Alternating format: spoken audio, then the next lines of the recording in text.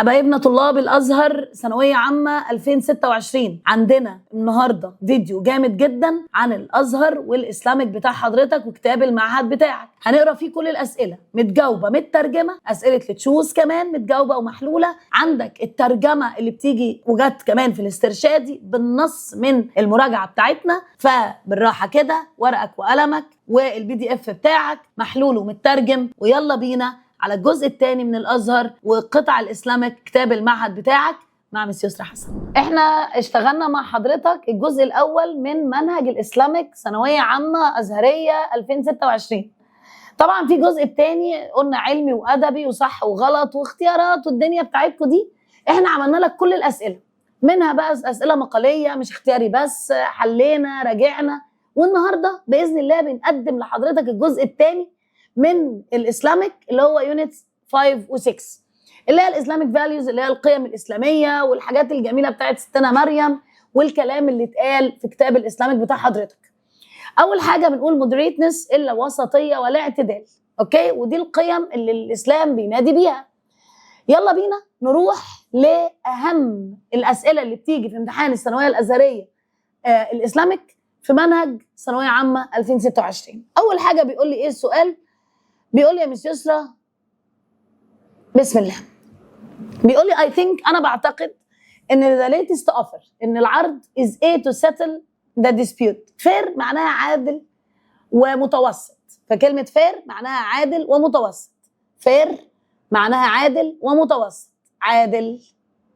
طيب we should a our demands so they can be neither exhausting nor insufficient او insufficient. بيقول لي لازم نعمل ايه في احتياجاتنا، لازم نعمل ايه في احتياجاتنا علشان تبقى لا مرهقه ولا غير كافيه، فهتبقى مودريت. ولسه قايلين اصلا مودريتنس معناها الاعتدال او الوسطيه. مودريت معناها يعدل او يتوسط او يقتصد، يعتدل او يتوسط او يقتصد. Their ideas افكارهم are too a for me, they are far from being reasonable.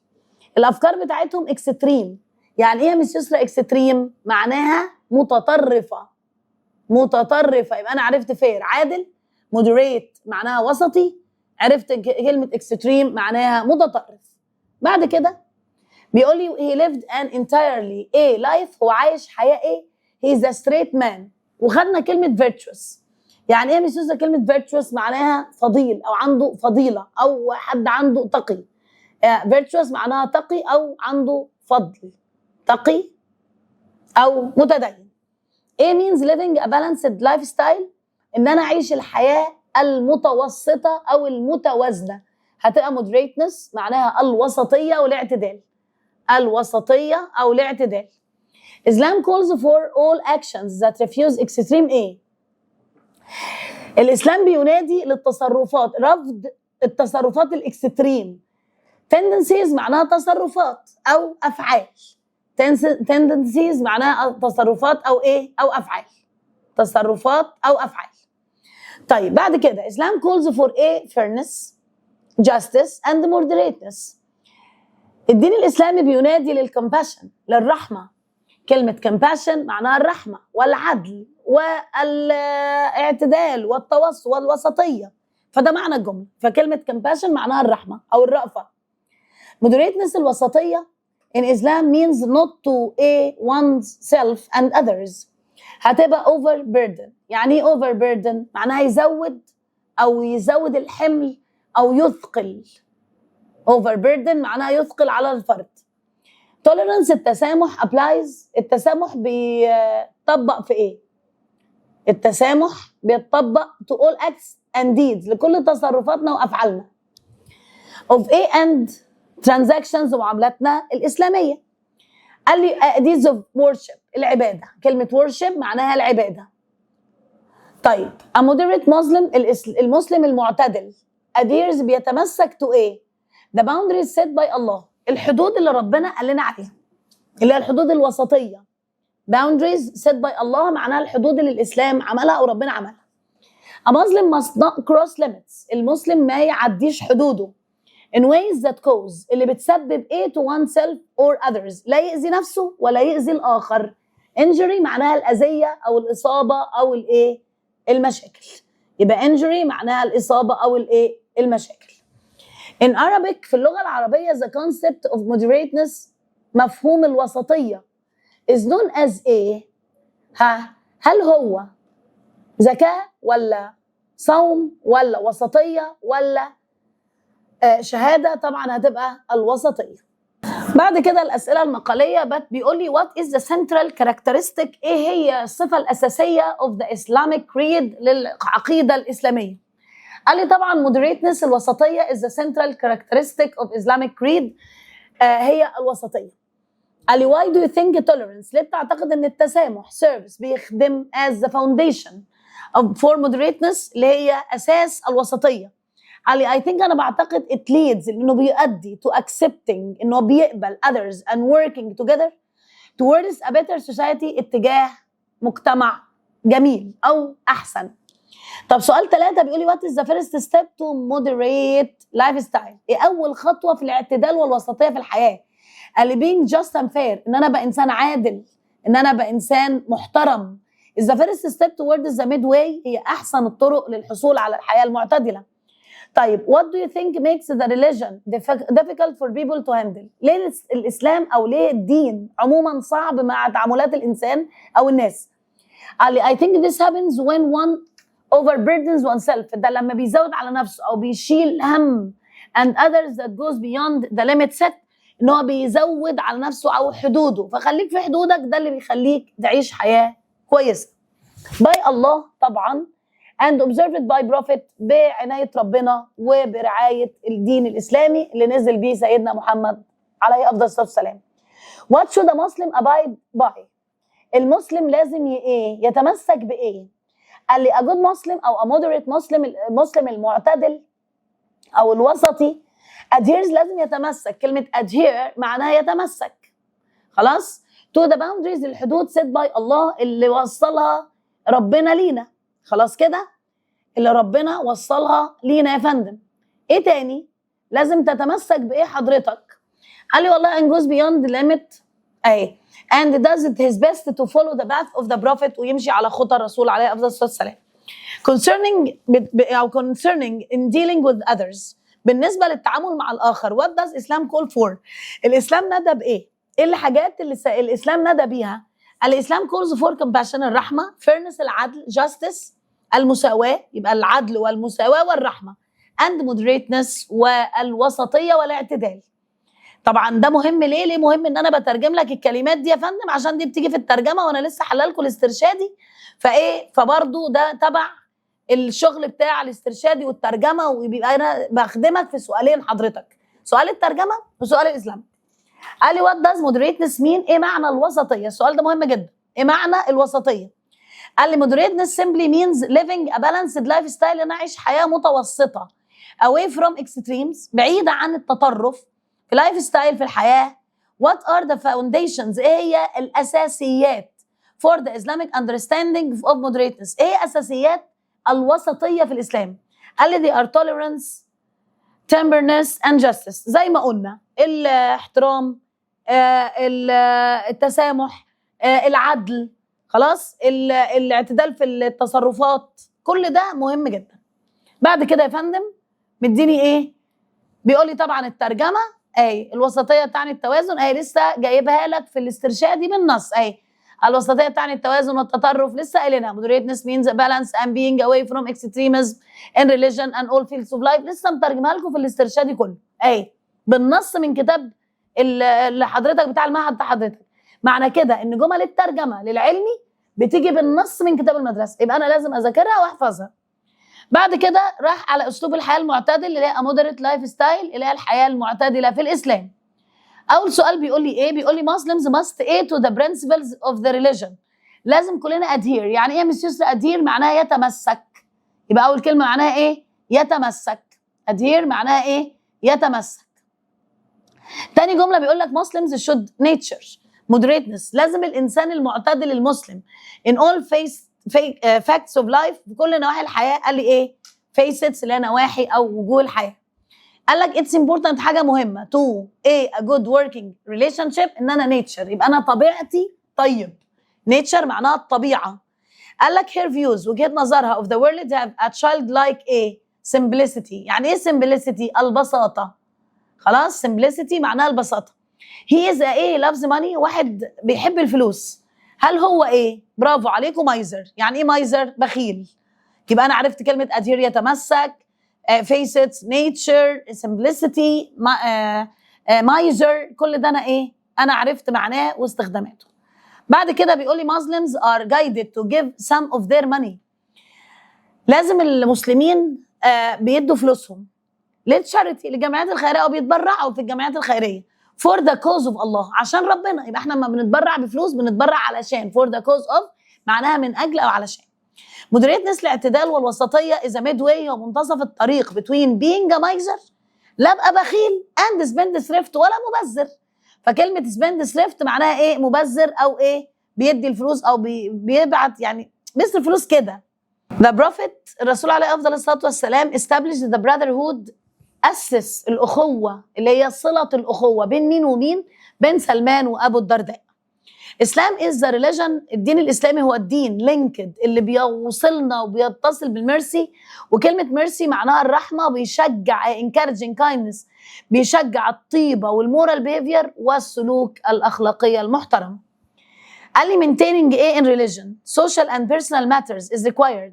لازم احقق قال لي moderateness. لسه قايلين يعني ايه moderateness؟ معناها الوسطيه والاعتدال، ودي اللي جت في الاسترشادي بتاعكم السنه دي. بعد كده قال لك what would happen if Muslims didn't nature moderateness.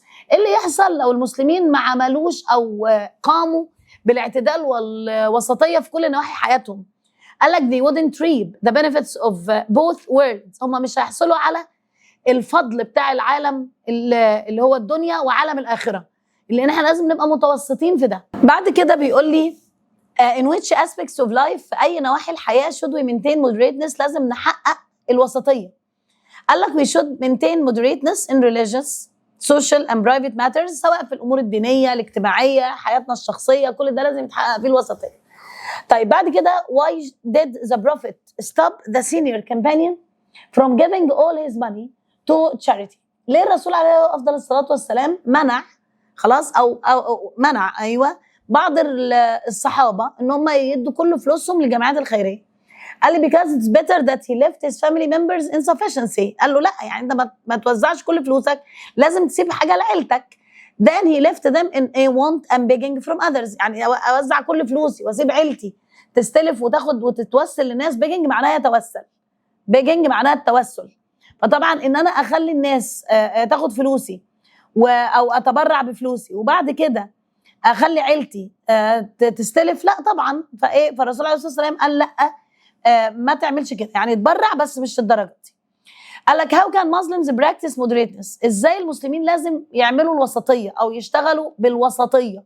spending their wealth، وهم بيصرفوا فلوسهم. قال لي Muslims are encouraged to spend their wealth in the case of Allah. يعني احنا in the cause of Allah، احنا نعمل الوسطيه دي او نصرف فلوسنا بتوسط او باعتدال عشان ربنا، but not to extend، ولا نزود قوي ولا نقلل قوي. of causing themselves poverty، يعني انها تسبب لنا اصلا احنا الفقر. بعد كده how can Muslims practice moderateness؟ ازاي المسلمين يقدروا يبقوا معتدلين في ثرواتهم او في فلوسهم؟ قال لي والله Muslims are encouraged to spend their money in the cause of Allah but not to the extent of causing themselves poverty، ان احنا نصرف الفلوس دي عشان ربنا بس مش لدرجه ان احنا نسيب عائلاتنا في فقر. طب what advice، النصيحه did سلمان give to ابو الدرداء؟ النصيحه اللي اداها له، قال لي he told him that the Lord has a right on him. قال له ربنا ليه حق عليك and his soul has a right on him، وروحك وعيشتك لها حق and his family وعيلتك لها حق. الرسول عليه افضل الصلاه والسلام بين لنا ان عيلتنا ليها حق علينا، المجتمع ليه حق، الفقراء ليهم حق. ما اروحش بقى اتبرع بكل فلوسي للفقراء وانا افضل انا وعيلتي في فقر، يعني برضو بالعقل كده ما تنفعش. بعد كده قال لك what advice on to live right. طيب سؤال 6 why should we work hard to adhere to moderateness؟ ليه لازم نشتغل عشان نحقق ونتمسك بالاعتدال والوسطيه؟ قال because this will eventually lead to success in life، لان ده بيخلينا ننجح في حياتنا. is hereafter من هنا يعني الحياة اللي احنا عايشينها والحياة الأخرى أو الآخرة. طيب why does Islam promote moderateness and simplicity؟ ليه الإسلام بيعزز وبيشجعنا على الوسطية والبساطة؟ قال لي because it's a balanced life for individuals through the practice of Islam virtues that establish peace in society. قال لك والله لأن احنا بنعيش حياة وسطية بين الناس، بنعيش حياة فيها فضيلة فيها احترام، وده بيحقق السلام في المجتمع. قال لك what does Islam discourage؟ خلاص in respect of moderation. قال لي it discourages over violence. الإسلام بيمنعنا من over violence اللي هو ان احنا نبقى عنيفين. بعد كده الترجمة لسه قايلينها، قال لك يرتبط الإسلام بالرحمة التي تحض على الإحسان والسلوك الأخلاقي والتي لا تشجع العنف. قال لك Islam is linked to mercy which encourages kindness and moral behavior and discourages over طبعا العنف السافر أو الشديد. يدعو الإسلام إلى نشر الوسطية والاعتدال في أمور الدنيا أو الدين والدنيا. Islam calls for moderateness طبعا and tenderness in life and religious matters. قال لك في أمور الدنيا الاعتدال والوسطية في أمور الحياة كلها. بعد كده جالك الحياة والتواضع. أول سؤال بيقول لي إيه؟ بيقول لي modesty التواضع can be divided into two types natural and acquired.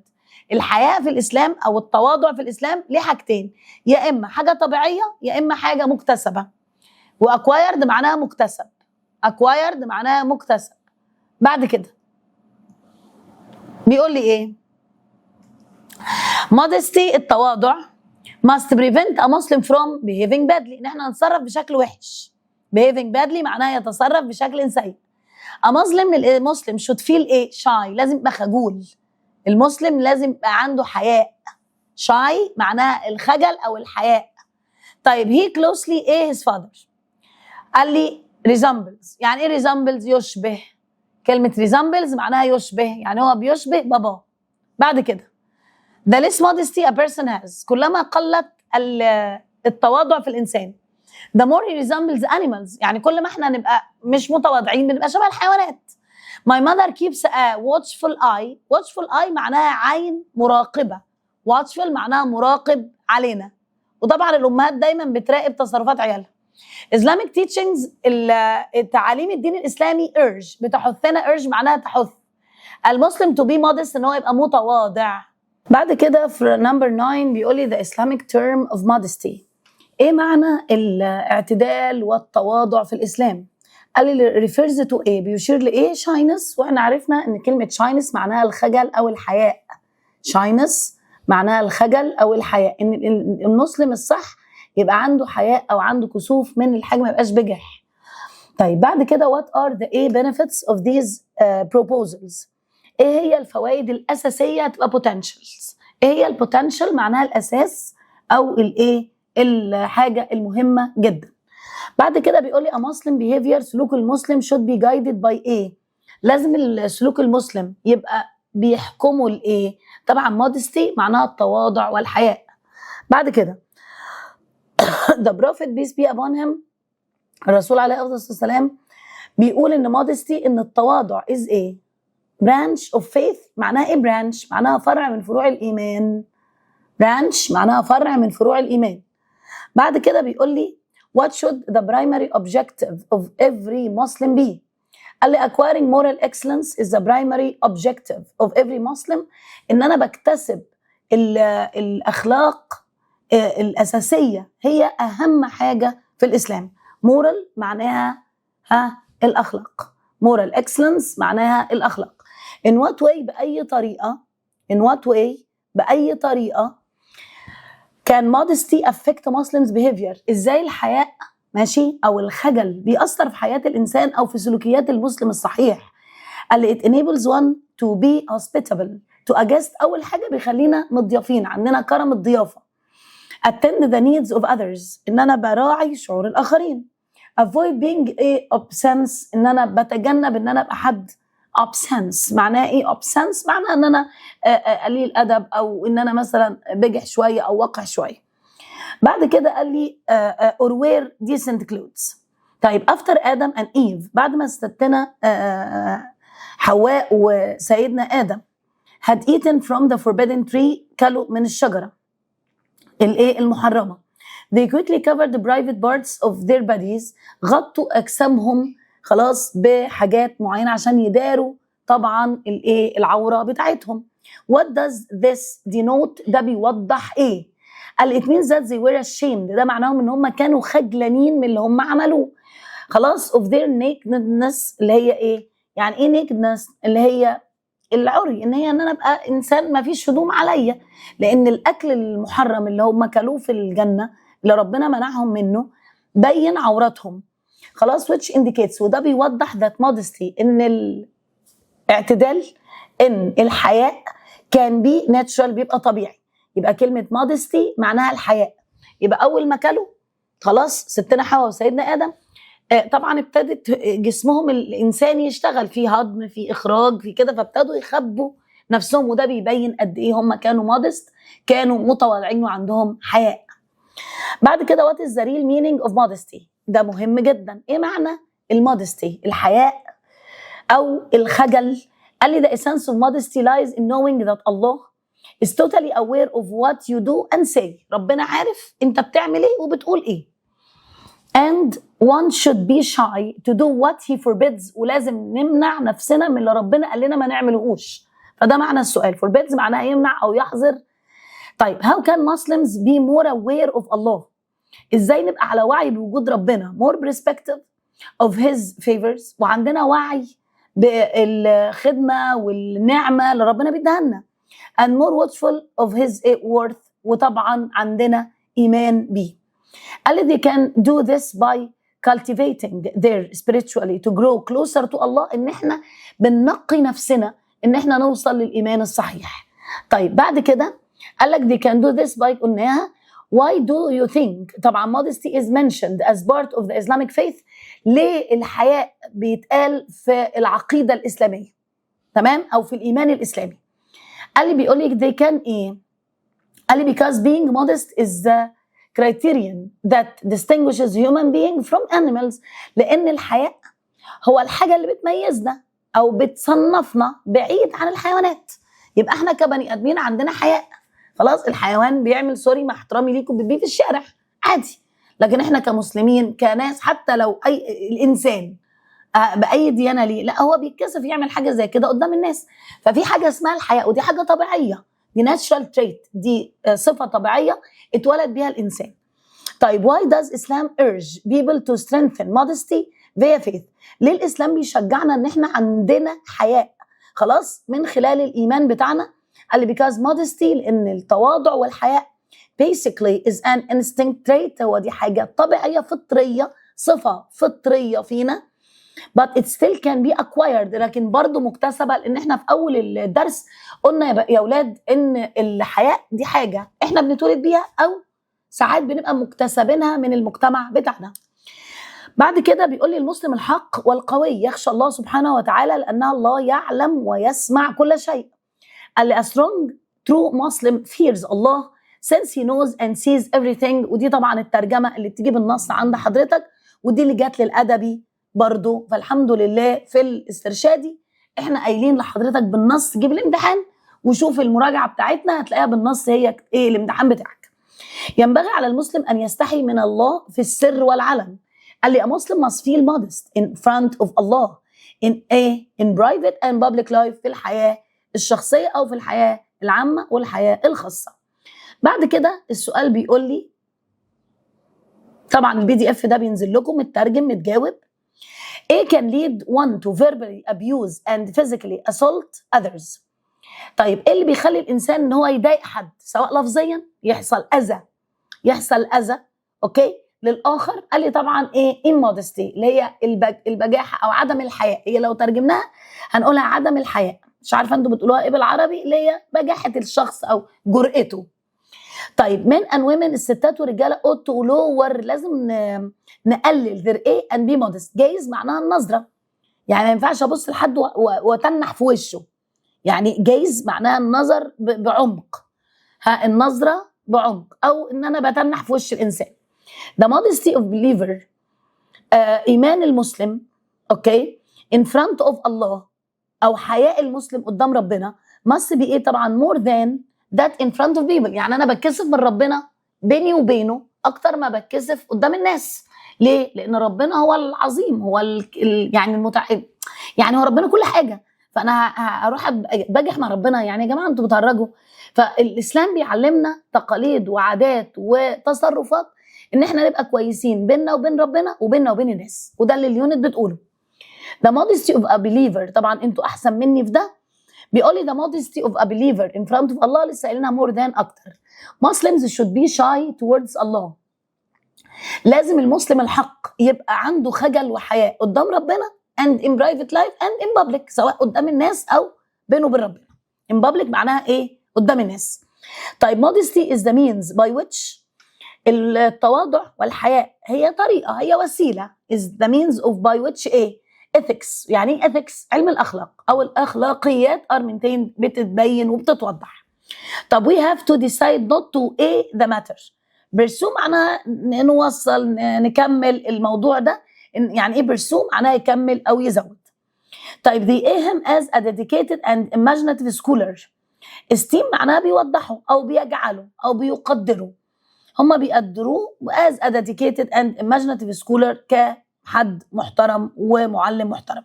يبقى esteem معناها يقدر خلاص او يراعي.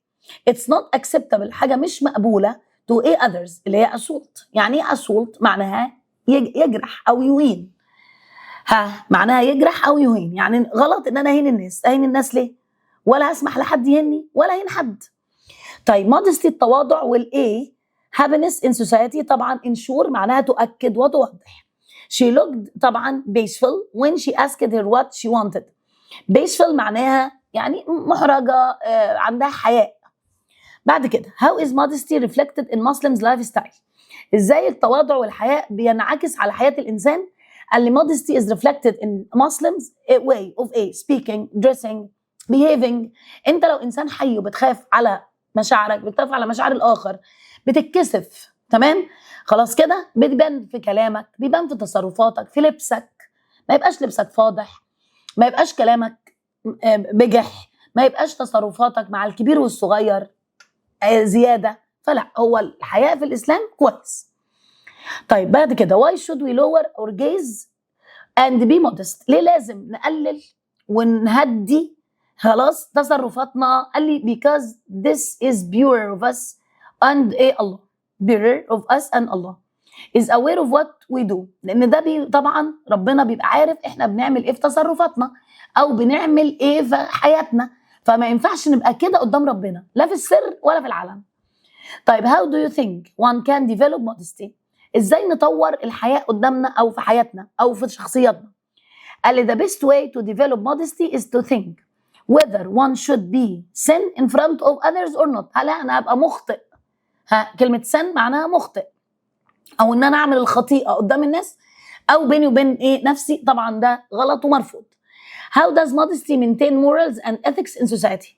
ازاي المودستي التواضع بيتحقق في اخلاقك في المجتمع؟ قال لي it encourages one to be proper in behavior، وده بيشجعنا ان احنا نبقى تصرفاتنا مظبوطه. proper معناها صحيح and taught with other people and with Allah، ولازم نبقى كده مع الناس ومع ربنا. what does true modesty before Allah mean؟ ايه معنى خلاص ان احنا نبقى متواضعين قدام ربنا وقدام الناس؟ قال لي to protect your head and what it involves، لازم نتحكم في دماغنا. your stomach and what contains، حتى المعدة بتاعتك، يعني تبقى متواضع ما تاكلش كتير. شوف الله وعلى جمال الإسلام، قال لك تاكل ازاي، قال لك تلبس ازاي، قال لك تتصرف ازاي، تفكر ازاي، تغض بصرك ازاي. كل دي تقاليد الدين الإسلامي بتاعتنا الجميلة. to remember death and tribulation، ان احنا نفتكر حتى الموت والحساب. طيب what are the bad effects of immodesty؟ ايه هي، حلو قوي السؤال ده، ايه هي الاثار السيئه لعدم الحياء او البجاحه اللي بتاعت الناس؟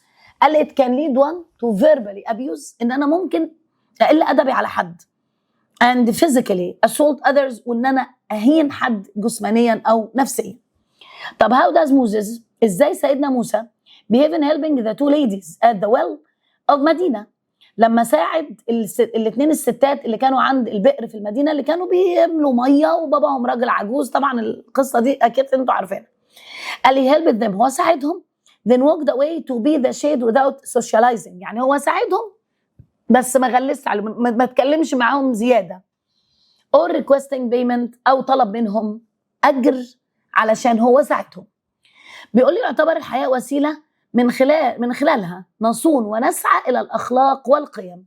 طيب قال لي ايه؟ modesty is considered، الحياء يعتبر by which morals and ethics فيها الاخلاق، تمام، والقيم and ايه are maintained بتتحقق and pursued ونصونها ونسعى اليها. يعني pursue معناها نسعى او نحقق. طيب يكف الحياء النفس عن فعل القبيح ويدعو الى فعل الجميل، وهو شعبة من شعب الايمان. بيقول لي modesty طبعا التواضع او الحياء. forbids بيمنعنا، يكف يعني هيمنع.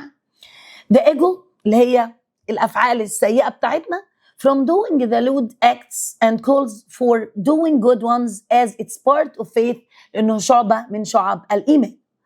بعد كده الجزء الثاني في التشابتر بتاعكم سيدنا عيسى طبعا جيزس، ده الايكونيك فيجرز، دي الشخصيات البارزه. هيتكلم عن سيدنا عيسى وستنا مريم. قال ايه الاسلامك عندك؟ قال ايه؟ قال لي ميري هاد تو فلي تو ايجيبت، مصر، سيدتنا مريم هربت لمصر. فلي معناها تهرب لمصر because she was afraid of the ايه؟ طبعا oppression معناها الظلم والطغيان. oppression معناها الظلم والطغيان بتاع طبعا ايه؟ هيرود اللي هو الملك اللي كان موجود ساعتها، ظلم وطغيان. بعد كده it was prophet، كان زكريا that raised Mary اللي هو ربى ستنا مريم، سيدنا زكريا رضي الله عنه. Jesus is one of the with firm resolve، سيدنا عيسى من الرسل الأقوياء طبعا اللي نزلوا برسالة، فماسنجر معناها رسول نزل بكتاب. Jesus breathed life into a bird made of سيدنا عيسى اتولد في مكان اللي هو المحراب، اللي هو كلاي مصنوع من الصلصال او او الطين.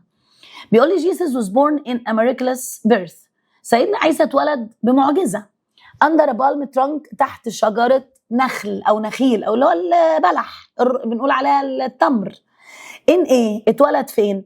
هل هو اتولد في مكة ولا بيت لحم ولا مدينة ولا ايجيبت؟ طبعا هو اتولد في بيت لحم، طبعا PDF مش حللها، بس هو اتولد في بيت لحم. بعد كده قال لي it was a title، ده كان لقب تم اعطائه او منحه upon him by the king، طبعا bestowed معناها يمنح او يعطي، يمنح او يعطي. he ate to Alexandria، واحد هرب لاسكندريه، طبعا هو ده ملوش علاقه هو بيستخدم بس كلمه فلاد، كلمه فلاد معناها يهرب.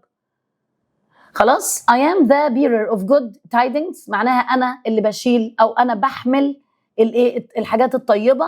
tidings معناها التصرفات. The economy is beginning، الاقتصاد بيبدأ to revive، وكلمة revive معناها يزيد أو يزدهر. giving them a good chance to gain money، revive معناها يزدهر أو يزيد أو يتطور. مامة ستنا مريم بيقول لي Mary's mother had committed her، هي زودت أو كلفتها ان هي تخدم ربنا. committed معناها التزمت بخدمة ربنا. حتى طبعا هي كان في سورة مريم، سورة المائدة، طبعا انتوا برضو احسن مني في ده، القصة الكاملة للسيدة العذراء. قال لي the economy الاقتصاد is beginning، قلناها. طيب رقم 11 gave Mary good news، مين ادى سيدتنا مريم الخبر ان هي تولد طفل مبارك او طفل مقدس؟ طبعا جبريل اللي هو سيدنا جبريل. Mary was ordered to abstain from ستنا مريم اتمنعت من انها تتكلم مع الناس، يبقى talking to people، طبعا ده بعد ما ولدت سيدنا عيسى عليه افضل الصلاه والسلام. The Israeli leaders، اليهود او قاده اليهود، بلاند خططوا to have Jesus، طبعا crucified معناها يصلب، وده موجود عندهم في العهد القديم او الانجيل القديم. يبقى كلمه crucified معناها يتم صلبه on a Roman cross، على صليب في روما او الرومانيين. بعد كده Mary isolated herself، ستنا مريم عزلت نفسها in a sanctuary، ومعناها محميه او في محراب. كلمه sanctuary معناها المحراب او المحميه، عشان طبعا تولد سيدنا عيسى بعد ما سيدنا جبريل بشرها بسيدنا عيسى عليه السلام. On seeing the baby، لما شافت البيبي Mary's people accused، الناس بقى والقبيلة بتوع ستنا مريم اتهموها بإيه؟ ruining her family's reputation، إن هي دمرت عيلتها أو سمعة عيلتها، إن هي عملت حاجة مشينة. يعني طبعا ما يعرفوش إن ده هو روح ربنا اتنفخت فين؟ في ستنا مريم. How do you think Allah has honored Mary؟ إزاي ربنا كرم ستنا مريم وعيلتها؟ قال لي the Virgin Mary، مريم العذراء and their family are among the 8 of people who have a surah named after them in the Quran. هو كرمها ان خلى في سورة مريم في القرآن موجودة عندنا، وطبعا المعجزة اللي هي سيدنا عيسى. بعد كده who committed Mary to serving Allah، مين اللي خلى ستنا مريم تخدم ربنا او تبقى في اطاعة ربنا او في خدمة ربنا؟ طبعا مامتها هي المذر، لان طبعا العيلة هي كلها العيلة المقدسة، سيدنا يحيى وسيدنا زكريا ومامتها وستنا مريم وسيدنا عيسى، دول بيتقال عليهم العائلة المقدسة. قال لي why did Mary flee her sanctuary؟ ليه ستنا مريم هربت في المحراب او التزمت المحراب؟ قال because she was fearful of what the people would say، كانت خايفة من كلام الناس. or what would about her child، هيقولوا ايه عن طفلها. قال لي why did Mary take her child and flee to Egypt؟ طب ليه هربت لمصر؟ قال لي because she was afraid of the oppression of King Herod، اللي هي كانت خايفة من ظلم الملك هيرود في الوقت ده. How did الله، ازاي ربنا حمى سيدنا عيسى من الإسرائيليين أو من قادة اليهود؟ قال لي والله الله raised up him to heaven، ربنا طبعا رفعه للسماء. هو ما اتصلبش وما صلبوه ولكن شبه له. احنا ده تعليم الدين الإسلام بتاعنا، ان احنا سيدنا عيسى لم يتم صلبه. طيب بعد كده هو رفعه للسماء، وكده سيدنا عيسى اترفع للسماء واللي اتصلب حد تاني. طيب why did Mary isolate herself؟ ليه ستنا مريم عزلت نفسها؟ قال لي to pray to Allah، عشان تصلي. طيب and peace، طبعا دي هتبقى في امان وسلام بعيد عن الناس. طيب what do you think is a way of salvation؟ الخلاص، salvation معناها الخلاص in this life and the hereafter، والحياة اللي بعد كده. قال لي طبعا obeying الله، يعني ازاي هنعيش الحياة بتاعتنا عشان نوصل للآخرة واحنا كويسين وعندنا أعمال طيبة؟ ان احنا نطيع الله. obey معناها يطيع. name one of the miracles that Allah supported Jesus with. قول لي حاجات او معجزات سيدنا عيسى. قال لي revive the dead، ان هو كان بيحيي الموتى، with the permission of Allah، ان هو كان بيحيي الموتى طبعا بإذن من ربنا. what did the Israeli leaders، القادة اليهود and priests والكهنة do to punish Jesus، عملوا ايه عشان يعاقبوا سيدنا عيسى؟ قال لي they planned، خططوا to have him crucified on Roman cross، هم قالوا ان هم هيتصلب على الصليب الروماني. طب why did Gabriel visit Mary؟ ليه سيدنا جبريل زار ستنا مريم خلاص in the form of a man، في شكل انساني مش شكل ملائكي؟ قال لي to give her good tidings، عشان يديها الاخبار الجيده of the righteous son، لابنها المقدس او لابنها. بعد كده بيقول لك ترجم يا باشا، وبيقول لي لقد حمى الله سبحانه وتعالى نبيه المسيح عيسى عليه السلام ورفعه الى السماء، وسوف يعود المسيح الى الارض قبل يوم القيامه لكي يدعو الى الاسلام. اترجمها ازاي؟ الله protected the prophet Jesus peace be upon him and raised him to heaven، وانا لسه قايله لكم رفع للسماء. Jesus will return to earth before the doomsday، طبعا doomsday اللي هو يوم القيامه، to a and preached Islam. preached Islam معناها يدعو للإسلام. طيب لقد قبل الله من امرأة عمران الجنين الذي نذرته لعبادة الله. قال لي الله accepted the baby that the wife of Imran had committed to serving him، لأن طبعا مامة ستنا مريم نظرت اللي في بطنها، طبعا اللي هي كانت ستنا مريم، وقالت ان الطفل ده او الطفلة دي هتفضل في عبادة ربنا بس، وفعلا هي عملت كده. بعد كده أبو ذر، طبعا الشخصية الثانية شخصية أبو ذر، بيقول لي إيه؟ بيقول لي when he returned to his tribe، وكلمة tribe معناها قبيلة. tribe معناها قبيلة.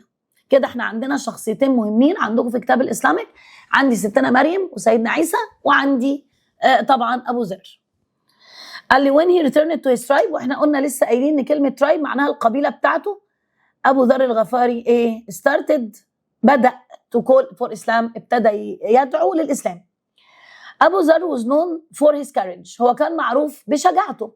calmness هدوءه and far برافو عليكم sightedness معناها الرؤية أو البصيرة. sightedness معناها البصيرة أو الرؤية. طيب أبو ذر rejected the religious طبعا corruption. هو كان رافض الفساد. corruption معناها الفساد في الدين بين القبائل العربية. when أبو ذر heard some verses of the Quran وأول ما سيدنا أبو ذر سمع بعض آيات القرآن هي طبعا adopt الإسلام. هو اعتنق وكلمة adopt معناها يعتنق الإسلام. بعد كده بيقول لك دي appealed to the protesters. هم ظهروا للمعترضين أو متظاهرين to refrain وكلمة refrain يمتنع عن العنف وكلمة refrain معناها يمتنع. طيب at the end of the party في نهاية الاجتماع أو الحفلة بتاعتهم خلاص she waited for the last guest to depart ومعنى كلمة depart معناها يرحل أو يمشي. بعد كده please write to your reservation confirm معناها يؤكد. طبعا هو كل ده استخدام للكلمات. أبو ذر announced becoming a Muslim loudly. سيدنا أبو ذر رضي الله عنه أعلن إن هو مسلم. this proved ده أثبت that he was brave إن هو شجاع وده قاله قدام القبيلة كلها بتاعته وده بيبين قد إيه هو brave قد إيه هو شجاع. أبو ذر left for Syria. طبعا when Caliph أبو بكر passed away سيدنا أبو ذر ساب سوريا بعد موت سيدنا أبو بكر وكلمة pass away معناها يموت. طيب when أبو ذر returned to مدينة لما سيدنا أبو ذر رضي الله عنه رجع للمدينة he felt sad حس بالحزن seeing the Muslim desire for luxury. ضايق إن المسلمين بقى عندهم حاجة اسمها luxury. إيه بقى luxury؟ معناها الفخامة في العيشة. طيب what was أبو ذر known for؟ سيدنا أبو ذر كان معروف بإيه؟ طبعا معروف بشجاعته بهدوءه. قال لي was known for his courage وكلمة courage معناها الشجاعة. calmness الهدوء. هو كان معروف بالشجاعة والهدوء and his far sightedness اللي هي يعني ايه far sightedness؟ معناها البصيرة أو الرؤية. بيقول لك why do you think أبو ذر refrained اللي هو امتنع إن هو يأذي asking anyone about the new prophet. قال لي so as not to be isolated ومعناها يهين أو يضايق.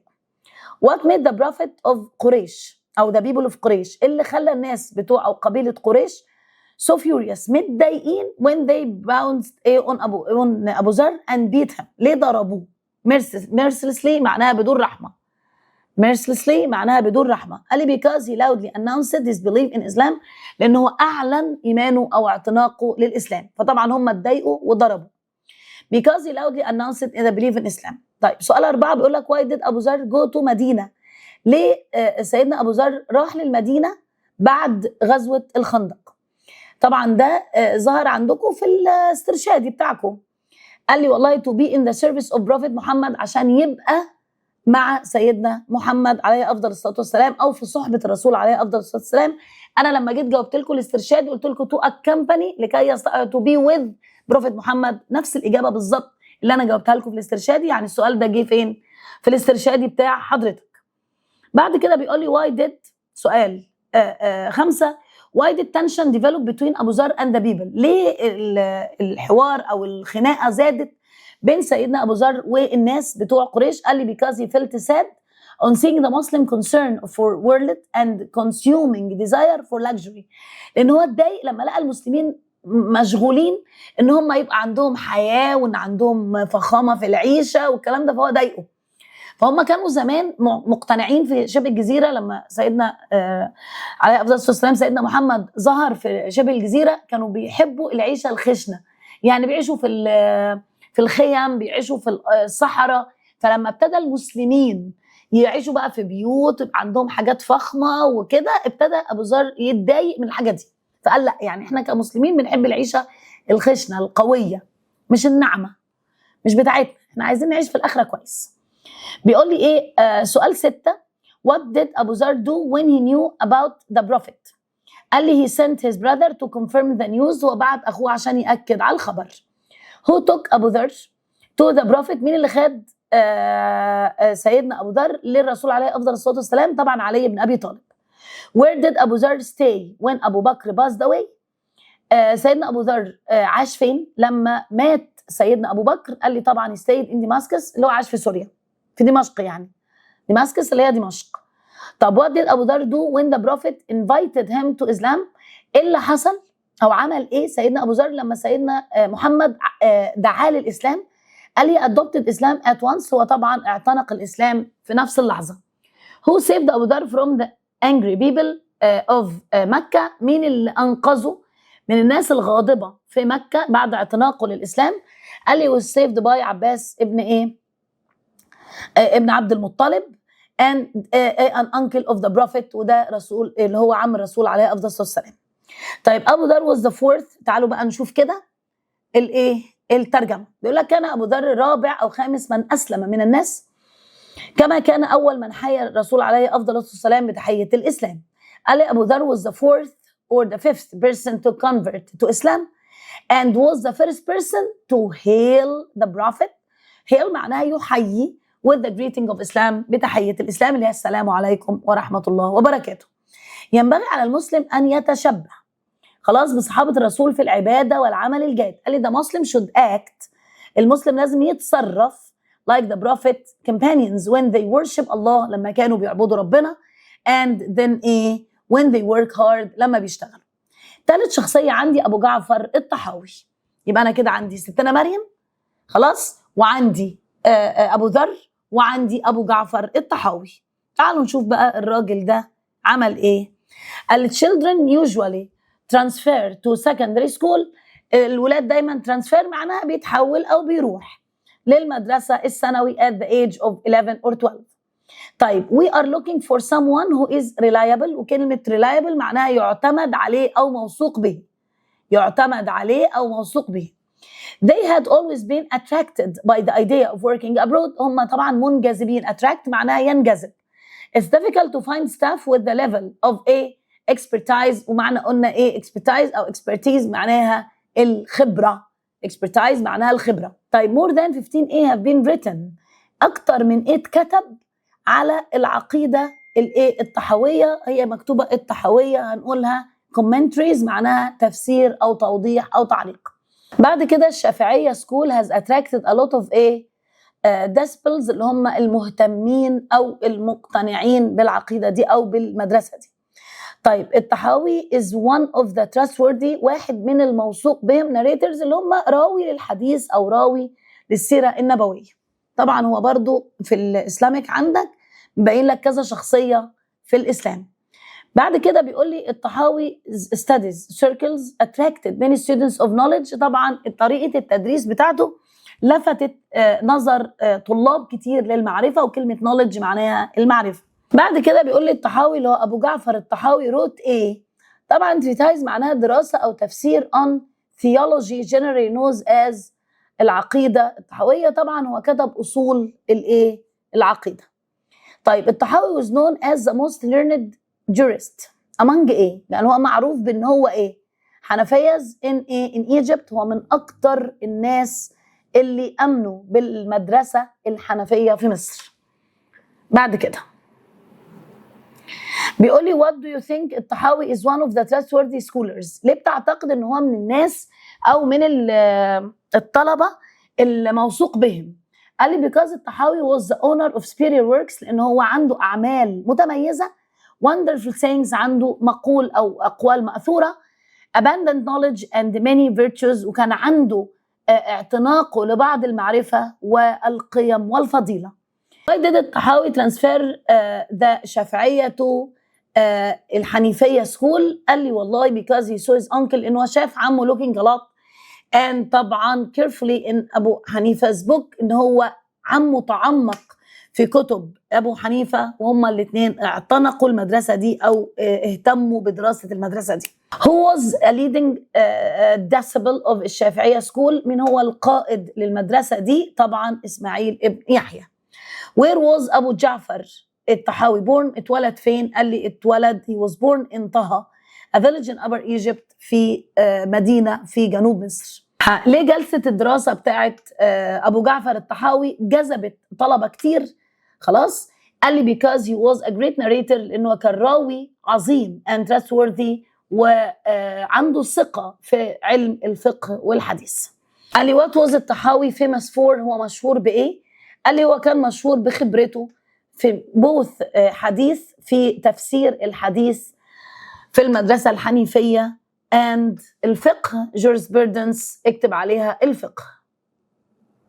بعد كده هو الطحاوي's first teacher من أول مدرس ليه طبعا إسماعيل ابن يحيى، هو وكمان هو كان عمه، يعني هو الاثنين العم علم ابن أخوه.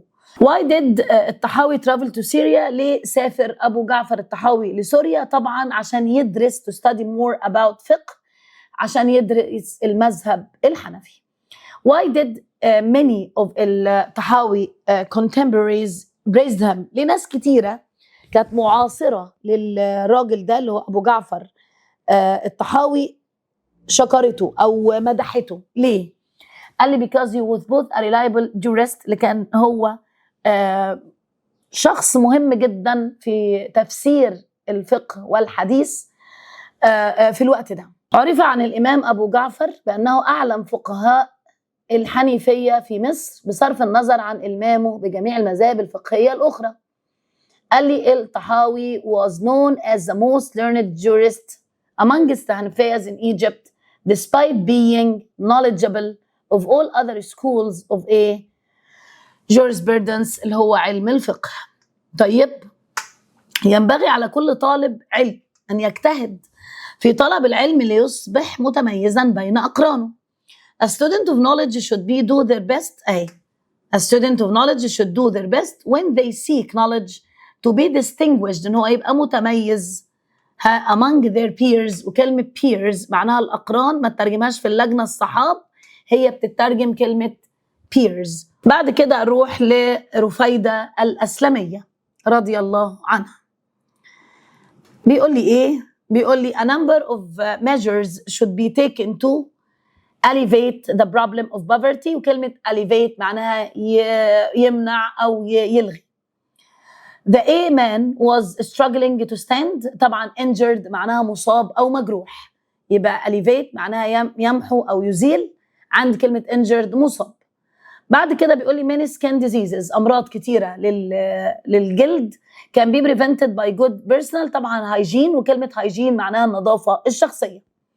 human being، البني آدمين need food clothing and shelter، احنا كبني آدمين محتاجين أكل وملبس ومأوى. shelter معناها ملجأ ومأوى. we can further details from the internet، وكلمة obtain معناها يحصل على. obtain معناها يحصل على، يبقى أنا كده عرفت يحصل على، عرفت shelter، عرفت فقه، عرفت hygiene، كلمة injured. طيب، رفيدة الأسلمية introduced طبعا nursing to the Muslim world، ودي لسه حالنا في الاسترشادي. هي عملت أول مدرسة للتمريض في العالم الإسلامي. بعد كده قبل الست اللي هي فلورنس نايتنجيل، كان في واحدة في أوروبا عملت مدرسة للتمريض. طبعا رفيدة الأسلمية عندنا في الإسلام هي أول واحدة عملت مدرسة للتمريض. رفيدة الأسلمية practiced her skills in the field of hospitals. إن طبعا تنت كانت في خيمة، يعني كانت يعتبر في الخيمة بتمارس إزاي تمرض أو تشفي المرضى. بعد كده رفيدة الأسلمية treated طبعا casualties، واحنا عارفين ان كلمة casualties معناها المصابين with medical expertise and provide shelter to the needy، وزودت أو أعطت ومدت ومنحت بعض الفقراء والمحتاجين مكان وملجأ ومأوى للعيشة. رفيدة trained a group of women، رفيدة دربت بعض الستات خلاص companions رفقاء as nurses كممرضات، يعني أول ست عملت مدرسة التمريض في الإسلام. رفيدة developed the first mobile cars اللي هي أو care unit، هي أول واحدة عملت العناية أو الوحدات العناية الطبية المتحركة، وكلمة موبايل معناها متحرك أو محمول. طب هو introduced the nursing Muslim world، مين اللي بين أو قدم مدرسة التمريض في الإسلام؟ طبعا رفيدة الأسلمية. هو taught رفيدة the clinical skills، مين اللي علمها المهارات الطبية المطلوبة to take care of the sick and wounded؟ قال لي father طبعا سعد الأسلمي. was طبعا physician، كان دكتور and mentor ومرشد ومعلم. taught her skills needed to care for the sick and wounded، يبقى اللي علمها باباها.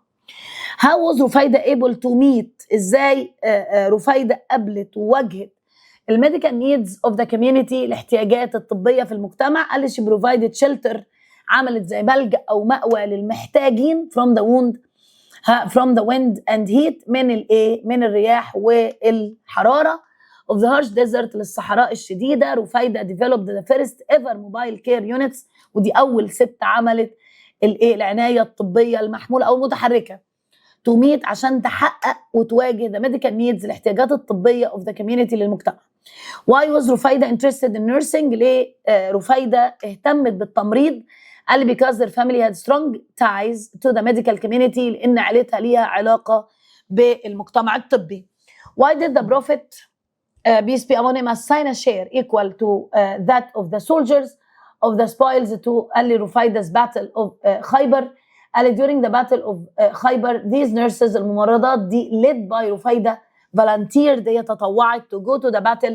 وطبعا ده دور المرأة المسلمة ان ستنا رفيده تطوعت لعلاج الجرحى في المعارك، خلاص to the battle to treat the injured and help Muslims as much as she could، وساعدت المسلمين على قد ما قدرت.